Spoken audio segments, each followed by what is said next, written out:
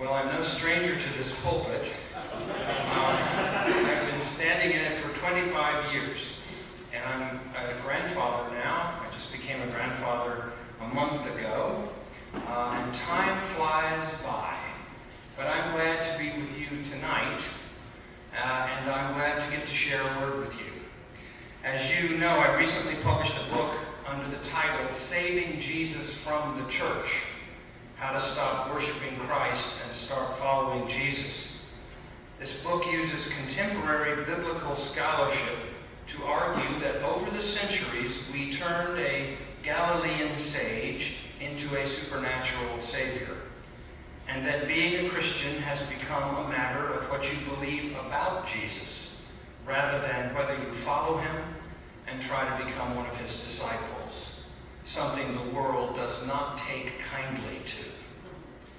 My hope is that as the church moves into what I call the post-Orthodox age, where countless people no longer think that going to church should mean believing things you know are not true in order to get rewards you doubt are available, we can actually unite across old creedal and doctrinal divisions by the simple act of being followers of Jesus, imitators of his vision of what it meant to be faithful. I do not believe he wanted fans, but followers. The object of our worship is God, not the metaphysics of Jesus expressed in 4th century creeds, which ended up dividing the world into the true believers and the heretics. One of the chapters in the book is called Original Blessing, Not Original Sin. I've come to believe that the doctrine of original sin is not only a disaster, but not even biblical. Like a lot of other disastrous doctrines in the church, they are late, very late, unbiblical inventions like the blood atonement, a literal hell, and the apocalypse. Well, let's begin at the beginning. I think we can no longer afford in the church the doctrine of original sin. I think we need to be done with it. Granted, you've got to hand it to the church. This is an ingenious doctrine. For you see, if we inherit sin, like we inherit red hair or left-handedness or our sexual orientation, then we are trapped. And when the very institution that has persuaded us of our bondage claims to possess the only power that can free us, then of course they have the ultimate spiritual franchise, a monopoly, if you will. And as you know, power corrupts, and ultimate power corrupts ultimately. We diagnose your sickness and then offer the only cure. I think it's a genius move, particularly on Augustine's part. He was a genius. But it's wrong. The strange thing is that original sin has no basis in Scripture. There's no such doctrine in the Hebrew Scriptures, nor in the New Testament either. Of course, we have that wonderful story in Genesis about the mythical couple, Adam and Eve, who have everything they need, but not everything they want. And so they choose to sin and get us all kicked out of the garden. But it should come as no surprise that it was a male author who would have a woman, Eve, plunge the world into sin by eating of the forbidden fruit. Males, I have found, at least straight males, are more or less perpetually terrified that the women in their lives will partake of forbidden fruit. And so in this story, the woman is wily and the man is stupid. She schemes, he's clueless, and everyone is supposed to know the rules. Do as you please, God says, just don't do one thing. Just don't do one thing. Don't eat of the fruit of one tree in the middle of the garden, or you will die. It never says it was an apple, by the way. We got that idea from art. It was just the fruit of a tree, the tree of the knowledge of good and evil. Nonsense, says the serpent. It will open your eyes and you will be like God, knowing good and evil. Besides, if you're told not to do something often enough, of course then you begin to want to do exactly that. So she disobeys the divine command, eats the fruit, recommends it to Adam, who also partakes. And the first thing that happens is they realize they are naked. That is, they discover shame. Shame comes into the world. But the best part of the story, to me, is the passing of the buck. When confronted with the transgression, Adam blames the woman who blames the snake. It's the first example of the victimhood mentality, where no one's really ever blamed for anything. Someone else is to blame. The epicenter of this sickness in our time is located in Washington, D.C. In the book, I also explain the concept of etiology, and I deal with this with my students as well. Etiology is a literary device in which a story is created retroactively to explain how things came to be as they are now.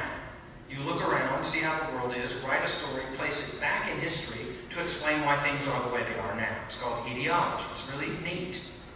That's what the story of Adam and Eve does. Because just think about it. You can't blame this imperfect creation on God. God is perfect. How then could God have created such an obviously imperfect creation? And why do women give birth in great pain and then sometimes die? And why do men work by the sweat of their brow and then die? Because, the story says, we chose to sin and now we suffer the consequences. But it was not until centuries later that the church created the doctrine of original sin. Primarily, Augustine created it. And it essentially took free will away when it came to sinning. We're now taught that we sin because we can't help ourselves. We're not sinners because we sin because we're sinners. We're helpless and hopeless until we find Jesus, after which we continue to sin, of course, but now we are forgiven. But what I've always wondered is, what if that's not true? What if it's wrong? Original sin, that is, the whole enchilada. What if it's not true? What if there is no final judgment, no hell? And in fact, everyone on earth has the opportunity to know God by whatever name God is called. They call it original sin, which, by the way, led one stand-up comic to say, I'm all for original sin. I think if one is going to sin, one ought to be original about it. But in fact, the doctrine of the church really makes unoriginal sinners out of all of us. We're just doing the same old, stupid, nasty stuff all the time because, of course, we can't help ourselves, and that's not very original. I read a sign in front of a church one time in Oklahoma. Some years ago, they put the title of the sermon out on the wayside pulpit on the lawn, and I was driving by, and I saw this in big block letters. If you're done with sin, then come on in. I thought that was cute, and as I drew closer, I saw that someone had written another message just underneath the main message in smaller letters, looked like lipstick. It said, but if you're not quite through, call 272.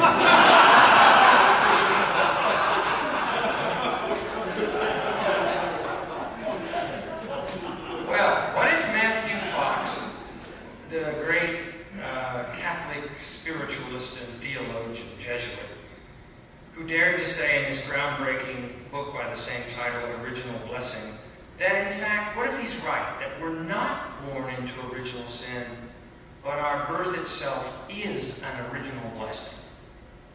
This crowd of all crowds ought to know how it feels to be told you were born bad. I don't believe it. Now, I believe there's evil in the world, and there's plenty of sinning in the world. But not because we can't help ourselves, but because we manage all by ourselves to become fundamentally separated from our true nature, which is goodness and not evil. Matthew Fox asked the obvious question, is original sin a form of original entrapment? And is the salvation offered by the church a form of perpetual entitlement? Are we born bad and stay that way? Or are we good and forget where we came from, where we're going, and to whom we belong?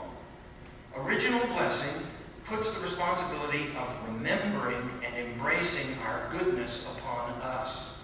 But the alternative keeps us both helpless and childish, which is exactly what religion does to a lot of people. Haven't you noticed? People have just enough religion to make them feel guilty, but not enough to make them feel responsible. Response able to respond. So here's what I believe. Over the centuries, the church has unwittingly been part of a grand ecclesiastical put-down of the human race. We've focused so much of our energy on teaching people to be humble that we've forgotten how to embrace the idea that we're born in the image of God, captured by the beautiful Latin phrase, imago Dei. Imago Dei, born in the image of God. I'll never forget the day years ago when I was in the 7th grade, and I reported to what we used to call in those days homeroom. Do you remember homeroom? You went there first, got your assignments. You know, the roll was called, you were terrified, and then you scattered to your first class. Homeroom. And it was the reading of the roll that I now understand to be such a tender and dangerous moment for a child. First time his or her name gets read aloud by an authority figure, something happens in that moment. We best be careful. On this particular morning in my homeroom, the teacher read the name of a particular girl. Then she stopped, peered over her glasses, and said, "I hope so-and-so is not your father." "Yes," the girl replied, that is my father." "Oh, that's your father. Well, is so-and-so your brother?" "Yes, ma'am."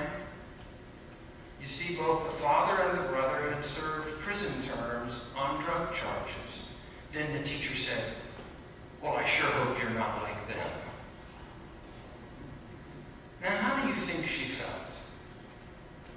I personally believe the teacher should have been arrested, charged with a rhetorical crime against humanity. I would like to have seen her let out, shackled.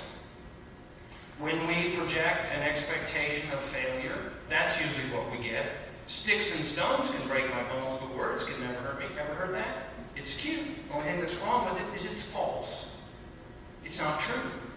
Sticks and stones can indeed break our bones, but words can totally destroy us. Why do we put one another down so often? Is it because we think we'll get too high of an opinion of ourselves and thus become arrogant? Well, most arrogant people I know are that way because they don't have a very high opinion of themselves. They are insecure, and so they compensate. Or as my friend the rabbi put it, a man who does not love himself wisely and well will make a casualty out of the neighbor sooner or later. In fact, we so distrust our own goodness, our real birthright, imago Dei, that the word human has now been joined with a certain degree of weakness or fallibility. You know how this sounds. A baseball player strikes out, and it's not that the pitcher threw the perfect curveball, but that the batter is only human. He's only human.